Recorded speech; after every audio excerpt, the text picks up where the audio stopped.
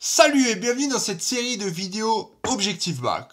Mon but est de te montrer toutes les techniques et feintes à connaître pour que tu cartonnes le jour J en maths. Comment? Très simplement, je vais corriger d'anciens exercices de bac étape par étape, tranquillement, et je vais faire en sorte que tu acquiers tous les réflexes pour réussir ces exercices types. Commençons par le bac Pondichéry 2016. Allez, c'est parti!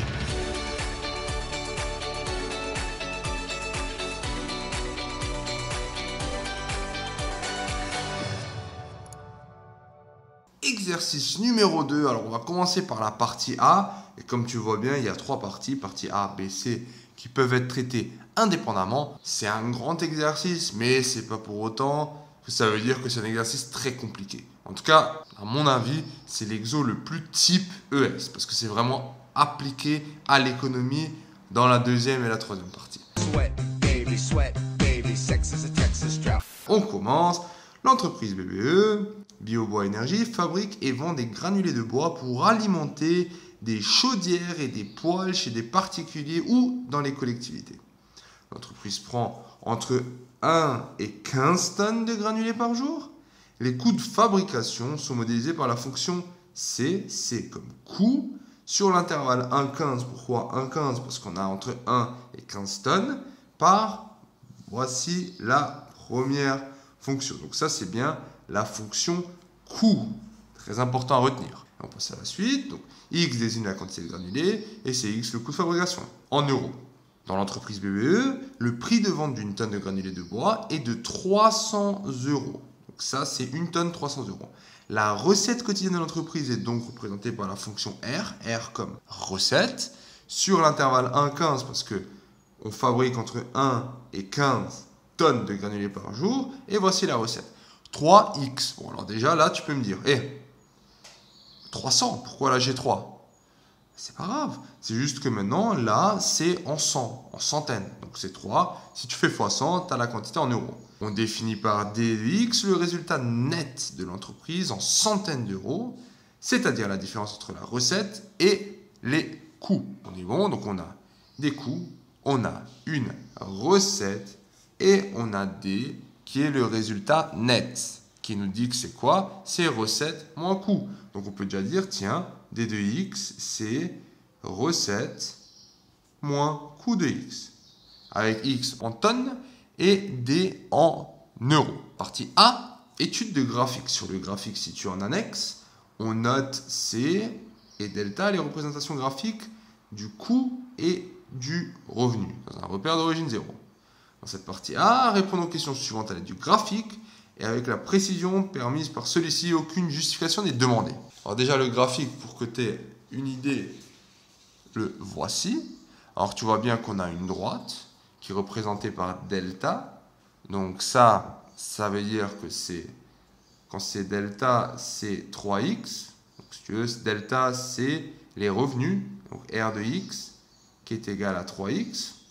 Pourquoi ? Est-ce que là, tu es à l'aise? Ça, c'est une fonction linéaire. Pourquoi linéaire? Parce qu'elle passe par l'origine. Et après, on a bien le coefficient directeur 3. Ensuite, là, on a cette fonction qui est la deuxième. Première question. Déterminer la quantité de granulés en tonnes pour laquelle le coût quotidien de l'entreprise est minimal. Alors, là, on nous parle de coût. Le coût, on a vu que c'est la courbe. Et maintenant, la courbe, quand est-ce qu'elle est minimale? Donc celle-ci, là, quand est-ce qu'elle est minimale? On voit bien que là, c'est haut, là, c'est très bas, et après, ça remonte. Donc, a priori, ce qui nous intéresse, c'est le point vers ici. À peu près pour 4,5 tonnes, le coût est minimal. Donc là, on a bien, tac, 4,5. Donc ça, c'est bien une valeur de X. Ça marche pour la première? On passe à la deuxième. Déterminer les valeurs de C6 et R6, puis en déduire une estimation du résultat net quotidien en euros dégagés pour l'entreprise pour 6 tonnes de granulés fabriqués et vendus. Regarde, est-ce que ça a du sens? On veut le résultat net. Le résultat net, on a dit que c'est D. D, c'est les recettes moins les coûts. Et là, on veut pour quelle valeur en particulier? On veut pour la valeur 6. 6 tonnes. Donc il nous faut R6, c'est 6. Tac, donc 6, le voici. Donc nous, on veut R6 et C6. Donc R6, graphiquement, tu as combien? Alors R, on a vu que c'est le revenu. C'est celle-ci. Donc je 6, je monte. Tac. Et je vais voir, j'ai 18. Très bien. Et C6, pareil, sauf que cette fois-ci, je vais où? Je vais jusqu'à la courbe. Donc je monte, tac, jusqu'à la courbe, et je vois que j'ai environ 5. Donc le net, c'est D, justement, 6 du coup, et on a vu que c'est ce que tu reçois, moins tes dépenses. Donc on a quoi? On va avoir 18 moins 5. 18 moins 5, ce qui fait bien 13. 13 euros? Non, qu'est-ce qu'on a dit? Attention, il manque un facteur. Le facteur fois 100. Donc tu peux dire 1300 euros.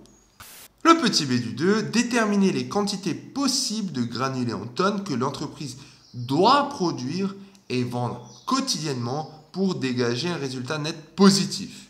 C'est-à-dire qu'on veut toujours un bénéfice. Alors pour qu'on ait un bénéfice, encore une fois, si maintenant je fais R-C, graphiquement, je fais cette courbe, celle-ci, donc la droite, moins la courbe. Pour que j'ai un résultat net, il faut que cette droite soit tout le temps au-dessus de la courbe. Sinon, je vais avoir plus de dépenses. Là, regarde, j'ai une dépense de à peu près 18 et là, j'ai que 6 de revenus. Donc, tu vas voir que je vais avoir 6 moins 18, ça fait moins 12. Donc, j'ai une perte. Donc, ce qu'on veut tout simplement, c'est quand est-ce que lui, là, est supérieur. Et c'est bien sûr cette partie. Donc, tu vas prendre ce point-là et ce point-là. Donc, tu descends, tu arrives à peu près là. Et tu obtiens bien environ 2,8 si on veut. Tac, ça peut prendre 2,8. Et allez, 13,3. Donc, tu peux répondre à la dernière question entre 2,8 tonnes et 13,3 tonnes. Maintenant que tu es au top graphiquement, passons à la partie B. Et oui, on avance. La fonction g est définie par moins 0,6x plus 4 plus exponentielle de moins x plus 5. Bon bref, peu importe. Encore une fois, x entre 1 et 15. Donc on voit qu'a priori, il y aura un lien quand même avec la question précédente. On admet que la fonction g est dérivable et on note g' sa fonction dérivée. Très bien. Petit a, calculer sa dérivée pour x entre 1 et 15. Alors qu'est-ce qu'on voit déjà? Si je réécris la fonction g, j'ai quoi? Je suis en présence de quoi? C'est toujours le réflexe que je te donne pour la dérivée. Donc là, je pense que c'est assez clair. On a, dans un premier temps, une addition plus, donc tu vois bien, on additionne ça à l'exponentielle. Donc on va avoir utilisé deux fonctions différentes. Donc tout d'abord, l'opération, très important, l'opération, c'est une addition. Donc la dérivée de tout ça, c'est bien la dérivée de cette première partie plus la dérivée de cette deuxième partie. Comment on dérive quelque chose de la forme moins 0,6x plus une constante? Alors ça, tu sais que la dérivée de moins 0,6x, le x part, et reste moins 0,6, et la dérivée d'une constante, donc d'un nombre, c'est 0. Donc la dérivée de ça, c'est moins 0,6. On n'oublie pas le moins. Ensuite, j'additionne la dérivée de tout ça. Ah, là, c'est un tout petit peu plus compliqué parce qu'on a la dérivée de e, mais pas e de x. Parce que e de x, tu sais que la dérivée, c'est e de x. Rien ne change. Ça, tu le sais. Sauf que là, c'est un peu différent. On a e de u. Tu vois, là, on a une fonction. On a u de x. Avec u de x qui est égal à quoi? Moins x plus 5. Et là, on va utiliser la formule suivante. La dérivée, quand c'est une fonction en haut, c'est on dérive la fonction, on la met devant et on réécrit la même chose. Donc là, comme on a dit, u, c'est quoi? Ben, c'est le candidat, c'est celui qui est en haut. Donc j'ai bien la dérivée de u, donc u de x, ça va être moins x plus 5. Et sa dérivée, du même style que là, c'est moins 1. D'accord? On continue. Donc une fois qu'on a la dérivée et on a u, on peut juste écrire cette formule. Et ça donne quoi? Ça donne moins. Tu vois, ça c'est moins devant, exponentielle de u. Donc j'obtiens bien moins 0,6 plus moins, ce qui me donne moins exponentielle de moins x plus 5. Et ça pour x appartenant à l'intervalle 1, 15. Petit b, en déduire que la fonction g est décroissante sur l'intervalle 1, 15. Alors là, est-ce que tu es déjà à l'aise pour déterminer le sens de variation d'une fonction? Comment on s'y prend? Ben justement, on va la dériver. Ça tombe bien, on vient de le faire. Question A. Puis on va regarder le signe de la dérivée. Oui, le signe de la dérivée. Alors pour avoir le signe de g', donc g', la dérivée, il faut observer la dérivée. Qu'est-ce qu'elle me dit, cette dérivée? Donc tout d'abord, qu'est-ce qu'on sait sur exponentielle de moins x plus 5? Quoi qu'il arrive, on sait que c'est strictement positif. C'est d'accord? Donc ça, c'est strictement positif. Parce que l'exponentielle, par définition, est toujours positive. La fonction, hein, c'est un truc qui ressemble à ça, tac. Et à un moment, ça coupe. Là, on va. Donc tu vois, c'est tout le temps au-dessus de 0. Donc c'est strictement positif. Donc là, si je mets un moins devant, moins exponentielle de ça, est-ce que ça va être positif ou ça va être négatif? Ben, ça va être tout le temps, justement, c'est un moins négatif. Ça va être tout le temps négatif. Et autre chose, dernière chose, nous on n'a pas que ça, mais on a encore le moins devant. Donc si j'ai un truc négatif et j'enlève encore cette partie, qu'est-ce que tu peux dire? Ça sera encore négatif. Si tu veux bien l'écrire, c'est juste exponentielle tac, c'est strictement supérieur à 0. Après, quand tu as un moins, c'est strictement inférieur à 0. Et si tu enlèves encore, ça va rester strictement inférieur à 0. Bref, on a trouvé quoi? On a trouvé que la dérivée est négative. Ça, c'est bien g' de x est négatif. Si c'est négatif, on sait que la fonction g, elle est décroissante. Question 2a, dresser le tableau de variation de la fonction g sur l'intervalle 1, 15 en précisant les valeurs de g1 et g15. G de 1 et G de 15 arrondis à l'unité. Donc, qu'est-ce qu'on sait? On sait que ma dérivée, elle est négative, on vient de le voir. Donc, on a la fonction g qui va être décroissante. Ça, c'est ce qu'on vient de voir. Pour tracer le tableau de variation, il faut tout d'abord mettre l'intervalle donc entre 1 et 15. Donc, ça, c'est bien x, il est entre 1 et 15. Ensuite, là, de côté, je mets g'. Lui, ce qui m'intéresse, c'est son signe, exactement. Donc là, on a un signe négatif, par l'analyse qu'on vient de faire avant.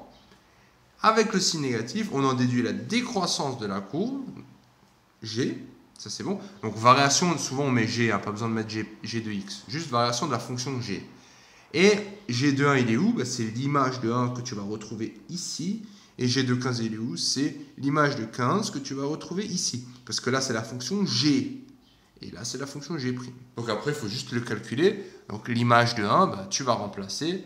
Donc g de x, je te rappelle, c'est moins 0,6 moins exponentielle de moins x plus 1. Donc là, je remplace le x par 1. Donc j'ai moins 0,6 exponentielle de moins 1 plus 5, ça fait bien 4.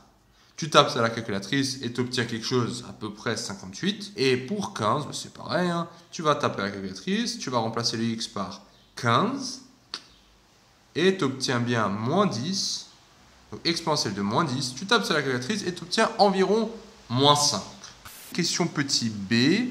Le tableau de variation permet d'affirmer que l'équation g de x égale à 0 admet une unique solution alpha sur l'intervalle 1, 15. Et on nous demande une valeur approchée de alpha à 0,1 près. Alors là, l'idée, c'est que g de 1, on a vu que c'est 58. D'ailleurs, g de 1, il est là, 58, pardon. Et là, c'est g de 15. G de 15, c'est moins 5. Très bien. Et on nous demande, donc on nous dit, voilà, g de x égale à 0 admet une solution. Pourquoi c'est vrai ça? Tu vois bien que entre 1 et 15, donc la fonction, elle va commencer en 58 et elle va descendre jusqu'à moins 5. Donc entre 58 et moins 5, il y a un moment, elle va couper. Donc là, il y a un moment, tu vas avoir 0. Et ça, c'est exactement ce alpha que tu cherches. Comment on s'y prend maintenant pour trouver cet alpha? Alors là, je peux juste te donner la méthode de manière générale. Tu vas taper cette fonction à la calculatrice et tu vas regarder le tableau de valeur de la fonction g. Tu seras entre 1 et 15. Donc tu prendras l'intervalle 1, 15 et tu vas voir, tiens, entre 6 et 7, tu vas observer que en 6, g de 6, elle est encore positive la valeur, et en 7, j'ai déjà une valeur négative. Donc tu vas vraiment avoir un tableau de signes où là, tu auras quelque chose de positif, donc tu vas voir, tiens, là, ça a l'air d'être 6, tu auras quelque chose de positif, une valeur positive sur ton tableau de valeurs, et entre 7, tu auras déjà quelque chose de négatif. Donc, tu vas dire, tiens, mon alpha est entre 6 et 7. Très bien. Et là, tu vas te positionner, du coup, tu as un nouvel intervalle entre 6 et 7. Et tu vas te dire, ok, si tu prends un pas de 0,1, c'est ce qu'on veut d'ailleurs, tu vas prendre, donc tu vas regarder les valeurs de 6, tu vas regarder les valeurs de 6,1, de 6,2, etc. jusqu'à 6,9 et 7. Et là, tu vas remarquer, tiens, entre 6,9 et tu vas encore continuer à rapetisser et tu vas remarquer au final que entre 6,91, tu as une valeur positive et 6,92, tu as une valeur négative. Et tu as bien trouvé que ton alpha sera environ égal à 6,9. Je termine cette question. Donc, ce n'est pas entièrement fini parce que nous, ce qu'on nous demande, c'est quoi? C'est d'en déduire, des questions précédentes, le signe de G. Donc, ça, c'est pour la petite c. Comment maintenant, avec tout ce que je viens de voir, je peux en déduire le signe de G? Allez, on réfléchit, on essaie de mettre tout ça ensemble. J'ai tout d'abord vu que G est décroissante. Donc, G est décroissante, comme ça. Tac. Si elle est décroissante, on a aussi vu qu'il y a un moment où G s'annule. Donc, si G s'annule ici, je sais quoi? Bon, le signe qui m'intéresse. Je sais que là, j'ai un signe positif et là, j'ai un signe négatif. On va faire ça dans un tableau de signes. Donc, on a G entre 1 et 15. Pour une certaine valeur, on a vu ce alpha qu'on vient de voir. Elle s'annule, cette fonction. Tac. Donc, j'ai quoi? Avant, je vais avoir un signe positif et après, j'ai un signe négatif. On est bon? Tant mieux parce que ça nous termine la partie B. On y est, dernière partie. Démontrer que pour tout réel x de l'intervalle 1, 15, on a d de x est égal à moins 0,3 x au carré plus 4x moins exponentielle de moins x plus 5. Qu'est-ce qu'on sait? C'est que d, le résultat net, c'est les revenus moins les coûts. Donc c'est le résultat, c'est combien tu te fais à la fin de la journée. Les revenus, on a vu, c'est la partie A, que c'est égal à 3x. Et les coûts, c'est 0,3x au carré moins x plus exponentielle de moins x plus 5. Très bien. Si maintenant je fais ça moins ça, il y a un petit piège, c'est le moins devant les parenthèses. Donc il faut juste faire 3x et là il faut inverser les signes. Donc si j'inverse, j'ai moins 0,3x au carré, moins ça me fait plus x moins exponentielle de moins x plus 5. Et je reste dans l'intervalle 1, 15. Est-ce que je peux réduire quelque chose ici? Oui. Ces x là, tu peux encore les mettre ensemble. Donc au final, tu obtiens quoi? Tu obtiens que 4x moins 0,3x au carré moins exponentielle de moins x plus 5 sur l'intervalle 1, 15. Est-ce que c'est ça qu'on nous demande? Ouf, c'est ça. Moins 0,3x au carré plus 4x moins exponentielle. Donc j'ai moins 0,3x au carré plus 4x moins exponentielle de x plus 5. On peut passer à la question 2 et c'est là où on nous demande justement de montrer que la dérivée de d, elle est égale à g. Donc on va dériver d qu'on vient de calculer. Dérivons d. Si on dérive ça, donc on l'a déjà fait un peu avant, donc je pense que ça devrait revenir. Qu'est-ce qu'on a comme opération ici? Donc tu vois bien qu'on a ça, une addition, ça, et une soustraction, ça. Très bien. Cette forme, on l'a vu, c'est de la forme E de U. Oui, c'est bien E de U. Avec ton U, moins x plus 5, donc c'est celui qui est en haut. Et on va dériver terme par terme, vu que c'est une addition. Donc on va tout d'abord dériver cette première partie, moins 0,3x au carré. Alors petit rappel, hein, quand on dérive un polynôme comme ça, x à la puissance 2, la dérivée, le 2 il descend et il reste x. Tu vois, tu perds là. Donc si tu perds 2, ça fait 2 moins 1, ça fait 1. 2x.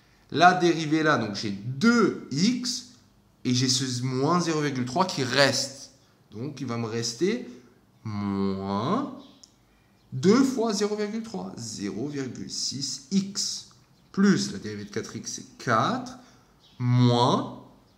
Et la formule de ça, on a vu que c'est quoi? La dérivée de e exponentielle de u, c'est u' exponentielle de u. Il faut dériver moins x plus 5, u', ça fait moins 1. La dérivée de moins x, c'est... Donc si ça, je dérive u' de x, j'ai bien moins 1. Donc je vais avoir moins, ça me fait plus 1, exponentielle, et je recopie le reste. Moins x plus 5. Ça va, on est bon? Alors oui, ce 1 ne sert à rien, je suis d'accord, pas besoin de l'écrire. Donc j'obtiens bien, ça c'est ma dérivée. Est-ce que c'est égal à g? Est-ce que c'est égal à g? Oui, moins 0,6x plus 4 plus exponentielle de moins x plus 5. C'est exactement ce qu'on a ici. Donc on est bon. C'est bien égal à g de x. Donc là, c'est vraiment la question clé. Est-ce que tu arriveras à tout mettre ensemble? C'est à partir de là que cet exercice devient très intéressant. Si je résume où j'en étais, j'ai d de x est égal à moins 0,3 x au carré, donc là c'est une virgule, plus 4x moins exponentielle de moins x plus 3, plus 5.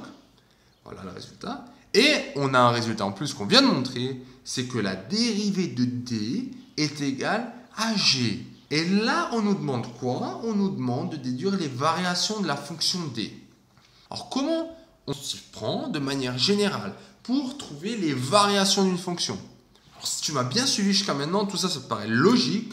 Sinon, une dernière fois, pour analyser les variations d'une fonction, comme on l'a fait dans la partie 2, on dérive la fonction, tac, et on veut le signe de d. Il s'avère que la dérivée, c'est égal à g, et dans la partie B, on a calculé le signe de g. Le signe de g, c'est positif sur 1 alpha, tu te rappelles le alpha entre 6,9 environ, ouais, et négatif entre alpha et 15. Bref, à partir de là, on obtient quoi? Une fois qu'on a le signe de d, la dérivée, on en sort les variations de la fonction d. C'est exactement ce qu'on veut. Donc quand c'est positif, c'est voilà, croissant. Quand c'est négatif, c'est décroissant. Au bout, si on veut, on peut calculer. Donc là, ça serait d de 1. Là, c'est d de 6,9. Et là, c'est d de 15. Ça marche? Donc ça, c'est vraiment... permet au correcteur aussi de comprendre si toi, tu as vraiment réussi à tout mettre ensemble pour arriver à cette conclusion. Et là, tu vas voir que la dernière question, c'est un peu des formalités. C'est pour quelle quantité de granulés l'entreprise va-t-elle rendre son bénéfice maximal? On donnera une valeur approchée. Un bénéfice maximal, je veux dire, là, on a à peu près tout. D, c'est le bénéfice net. On sait comment ça fait. Donc, on sait que l'entreprise, au début, elle va gagner. Donc, pour une tonne, elle gagne D1. Il faudrait le calculer. Ensuite, ça monte, elle gagne de plus en plus. Ça, c'est son maximum. Et après, ça redescend. Donc, le bénéfice maximal, au final, quand on dit bénéfice maximal, pour quelle quantité? Attention. Donc là, on rappelle encore une fois, ce que tu lis ici, c'est l'image de D. Tu es d'accord? Ça, c'est D de cette valeur, D1, D6,9, D15. Donc, tout ça, c'est en centaines d'euros. Par contre, ce qu'on lit en haut, c'est le domaine de définition. Tu vois, le X entre 1 et 15. Bon, je pense que maintenant, tu le sais. Mais pour dire que ça, c'est en quoi? Ça, c'est en tonnes. Donc, on nous demande pour quelle quantité. On nous dit quoi? Quantité, on veut savoir en tonnes. Pour combien de tonnes on a ce bénéfice maximal? Donc, pour combien de tonnes? Pour alpha. Donc, on peut dire qu'on a ce bénéfice maximal pour environ 6,9 tonnes de granulés. Distingue bien où sont les tonnes et où sont les euros. Et maintenant, la petit b, logiquement, c'est calculer alors le bénéfice maximal à l'euro près.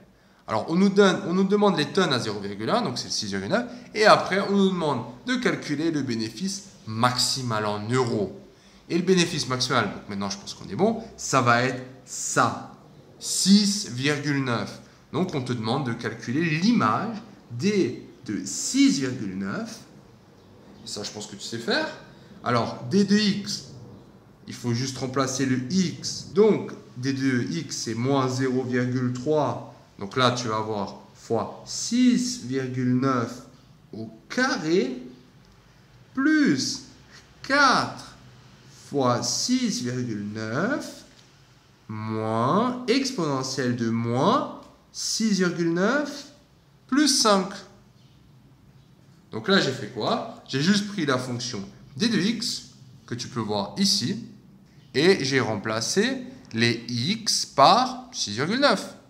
Tu calcules ça, bon ça je te le laisse faire à la calculatrice, et tu devrais trouver le bénéfice maximal pour environ, en tout cas à l'unité, disons à l'unité, c'est 4173 €.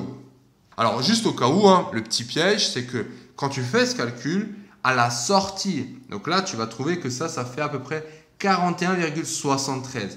Mais n'oublie pas que ça, c'est des centaines d'euros. Donc il faut faire fois 100. Donc tu décales la virgule de 1, de 2. Et tu obtiens bien 4173 €. Voilà. Alors, dis-moi comment ça a été dans les commentaires. Et puis si la vidéo t'a été utile, je compte sur toi pour la partager auprès de tes potes. Allez, bonne chance à toi.